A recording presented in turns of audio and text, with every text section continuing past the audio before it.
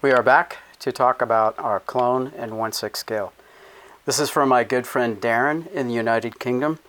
Darren, if you could do me a huge favor and leave the guy's name who prints this stuff out.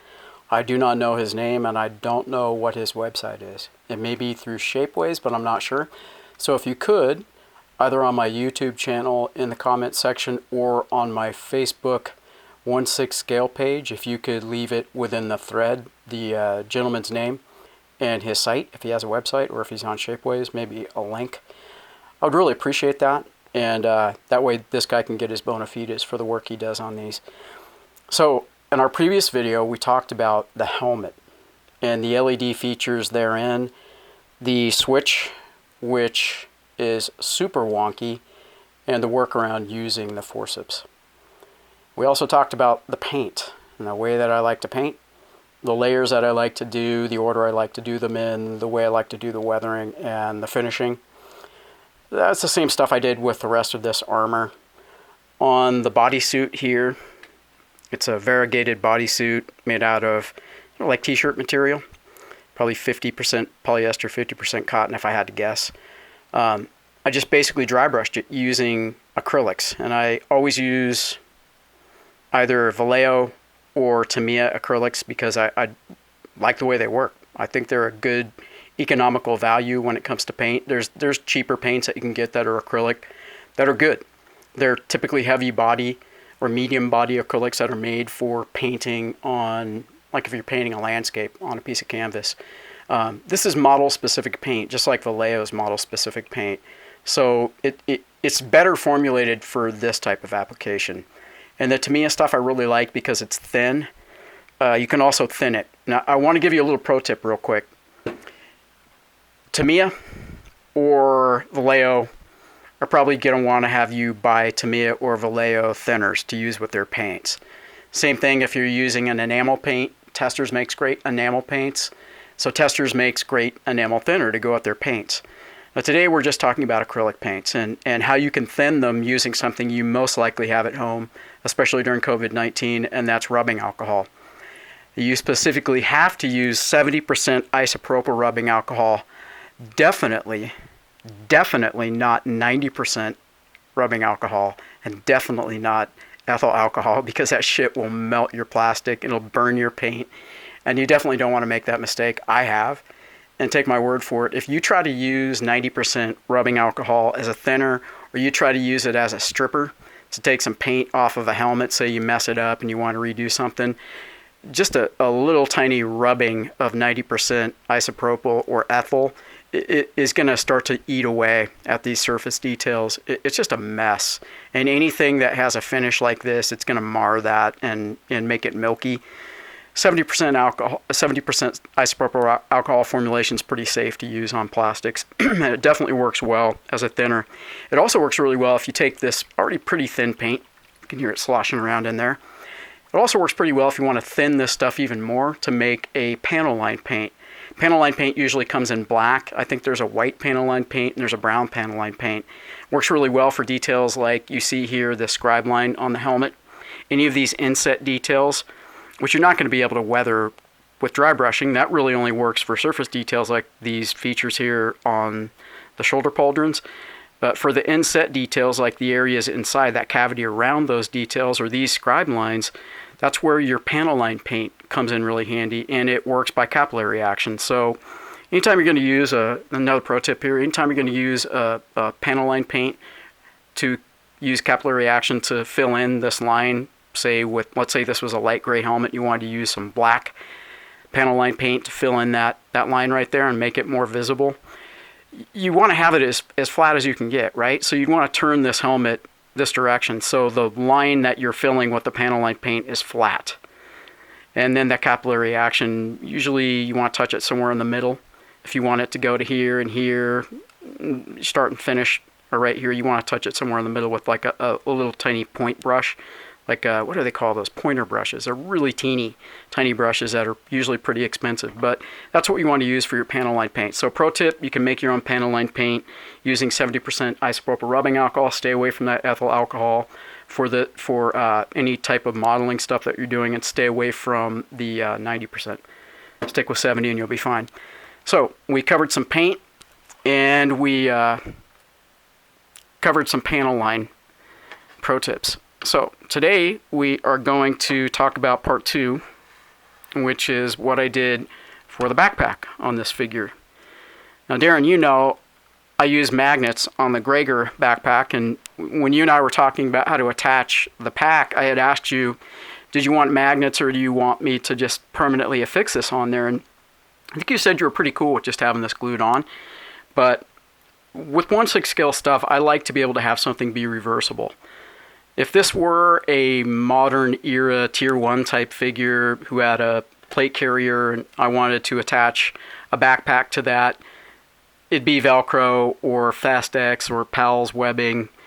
But this is a lot different because this is a piece of hard plastic armor that's going to attach to a piece of hard plastic on the back of the backpack. Now we can see there's a really cool feature here. This riser that has this little tiny line detail. What would you call that? Is that a chamfered line? I'm not sure, but it has this little detailing here, and it has these 4 divots that line up perfectly with the detailing on the back of the backpack. And that really does line up perfectly. So the guy who did this work, 3D printing, he undoubtedly had to double check all his references and numbers and metrics to make sure that these things are going to line up. So they line up really well, take my word for it. But this is not like a Lego brick. These aren't going to pop in and out of those holes, and it's not going to friction fit on its own. So you're going to have to introduce a magnet if you don't want to permanently glue it on there. And what I did with the Gregor figure is I did what I thought was a smart thing, which was the exact opposite of smart. It was a stupid thing to do, and that was to locate the magnet here first. So on the Gregor, I took this off. This is just 2 pieces of plastic right here. On the inside of this armor, it's the same as it is here because it's very thin. So when you're looking on the inside of this armor, it pretty much looks like this on the inside, just the reverse of it. So it looks like that. So I put the magnet, little circular magnet, right smack dab in the middle. And then I made my cuts on the backpack down here on this portion. That flat surface right there, I made a cutout, which was, you can't make it real big because you're going to start to get into this surface and you're going to start to get into this surface, and you don't want to do that. So I made my cut right here, and that's what you're going to want to do if you're doing this, unless you can come up with a better way. Maybe actually cutting it right here would be better. I don't know, but I cut it here, and I ended up with about 1/4 of an inch in gap and about 1 inch in length in which to place my magnet. And it was literally like a coin fitting into a coin slot. It was super tight. So it kind of ended up somewhere in the middle of here, but I wasn't really sure. And sure enough, it didn't line up. The backpack was sitting off to the side like this, so I had to go in and take it loose, and it ended up after the 3rd or 4th try, I finally got it roughly where it needed to be. So I reversed the action this time. What I did was I did my cutout, placed my magnet, and it ended up more or less in the middle. I'll show you with this magnet. Yeah, it's more or less in the middle, if you can see that. And then what I did was I had this off of here, this chest piece and this back piece off of there. They just clamshell off. The pauldrons are attached with some elastic ribbon. And I just place this on the back here. So imagine my hand is the inside portion of this armor, and I just dropped the magnet in place. So I'll kind of give you a visual representation of that using this piece of cardboard with my last name on it. So we have our magnet. Now, the target area, let's say, is within this circle, and let's say, to be precise, it's right smack dab in the middle of my last name right there. Well, let's see if I have it in that area. Sure enough, I don't. That's what happened when I did it, putting the magnet here first and then trying to locate it in here. So it's easier to locate it in the easier to access area. So I place a magnet here, and then I drop the other magnet in place to be able to find the corresponding magnet. A simpler way to say that would be I stuck a magnet in here and then stuck a magnet in there. So the idea is to be able to have this be detachable. And there it is. It's detachable, and it's a pretty good strong hold too. These are decent little magnets. They make good cheap magnets. Not rare earth magnets, whatever the hell that means. But just your kind of average refrigerator magnet. So you can see it's a pretty strong bond right there. I'll just kind of twist it off of there. So it fits on there as it should. And, you know, I know it's a lot of trouble to go to, but when somebody goes to the trouble to print all of this in 3D printing and print all of this in 3D printing, and when it looks that cool, you do want to have the option of having that be reversible. So it's like anything. If I was working on a 1/6 scale rifle and it has a Picatinny rail, I want to be able to place whatever Picatinny rail accessories on there, I want to be able to place on there. But let's say that I want to upgrade it in the future from, let's say, a PEQ 16. So it has a PEC 16, but I want to upgrade to a D-ball. And then maybe after the D-ball, I want to upgrade to an N-gall. If you're a kind of a geek like I am about this stuff, you don't have to have an explanation of what a PEC 16 is or a D-ball or an N-gall. You probably know what those are.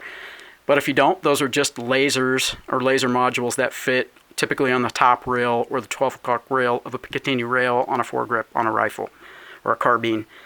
So I like to have those things be reversible because in the future you may want to go back and change that around. And with this, it's better to have it be removable than not have it be removable.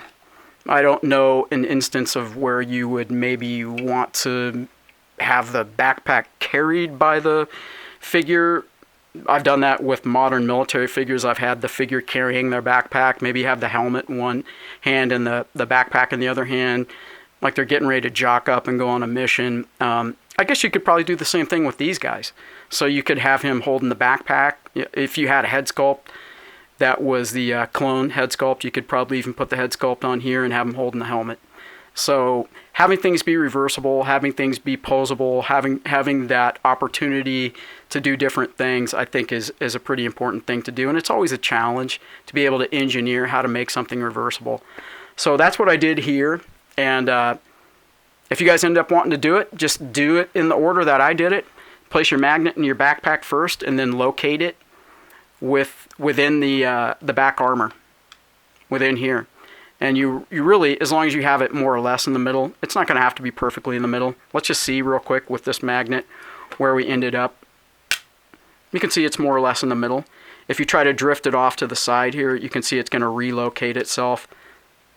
So you really do want to have it as close to the middle as you can, and that's so much easier to do if you're locating it here instead of trying to place it inside this backpack. Yeah, don't make that mistake. And don't use 90% rubbing alcohol if you want to make your if you want to thin your paints or strip some paint or make your panel line paint. That's my first pro tip. More to follow, hopefully. So yeah, that pretty much wraps up this video. Darren, I hope you like the way this figure has turned out. Let me know. Give me your feedback on this. And for those of you who are watching this, this figure, hopefully has given you some indicators or some ideas of things that you can do on your own figures, whether it's clone stuff or whether it's modern military stuff or whatever scale you're working in, 1/6 scale, 112, 148, whatever it is. All the stuff kind of transfers from scale to scale and from theme to theme. So hopefully this has been helpful for you. There will be more videos to follow. Please leave a comment should you want to leave a comment or you have a question or you want to bitch or do whatever. That's cool with me. I don't care. It's all good. So yeah, subscribe. Click the like button. What is there? There's the like button. There's a subscribe. There's a bell notification. I imagine here in the future there's going to be some other thing that you have to click as well. But you know what to do. Subscribe, like, do all that stuff. And I appreciate that more than you know. And Tamiya, by the way, I don't get paid by these guys.